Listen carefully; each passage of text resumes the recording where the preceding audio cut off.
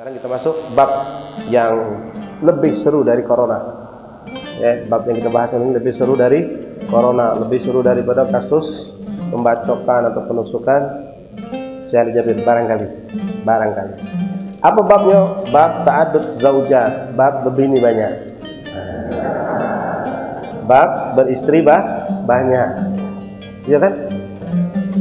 Ini lebih serem dari corona loh. Ketika orang baru menikah dua diam-diam balik ke rumah ketakutan ya. Bini itu lebih dari corona buat dia. Nah, ini babnya. Padahal ini masya Allah syariat Islam. Ya syariat.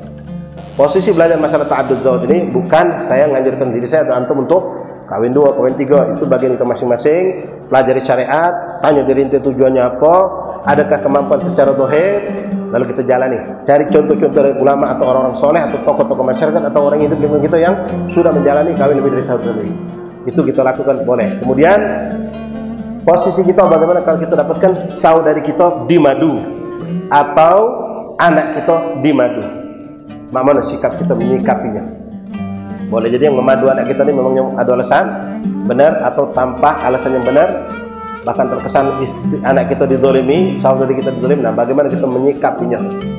Karena kita ada batasan ikhwan, kita tidak boleh masuk urusan campur rumah tangga anak kita yang sudah kawin.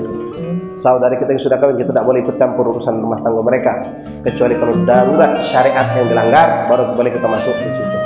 Kita semua mungkin sering dengar, nikah lebih dari satu itu boleh, tapi kalau kita bisa adil. Kalau tidak bisa, maka fawahidah, fa'ilam ta'dil fawahidah. Kalau kau tidak mampu untuk adil, satu. Tapi jangan salah. Ya, kadang-kadang perempuan tuh paling lemah ketika lelaki ngomong, kira-kira, baru kira-kira nih, baru kira-kira belum jadi.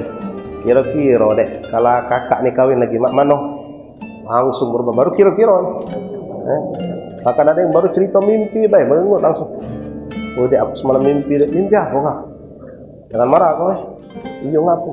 Aku mimpi kawin lagi. Juga mimpi pas baru mimpi, subhanallah. Belum kawin. Baru mimpi sudah ngamuk dia.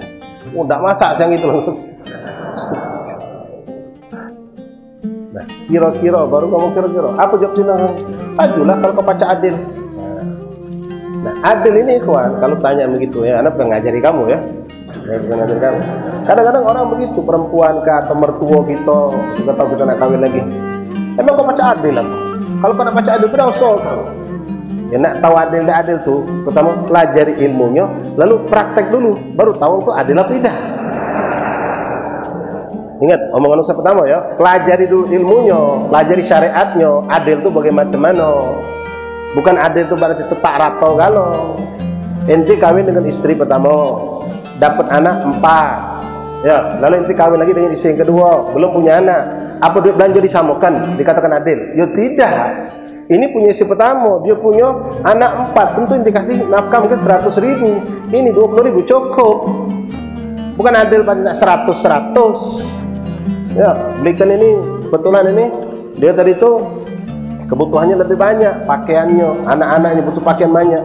Ini belum ada apa-apa, baru istri pertama, hari kedua tidak ada apa-apa. Ente nak membeli ke baju sama banyaknya, ya tidak bisa. Mana ada juga nginepnya diatur dalam syariat. Ya, nginep itu ada gilirannya. Rumah si A, rumah si B, berapa hari, semua diatur dalam syariat. Nah, untuk adil, benar-benar adil. Wah, kata ulama juga sulit untuk mengatakan mana adil yang benar-benar adil benar. Balik kepada hati kita. Lagi tidak ada di situ berbuat kita keinginan atau sengaja berbuat boleh, maka insya Allah itu termasuk adil.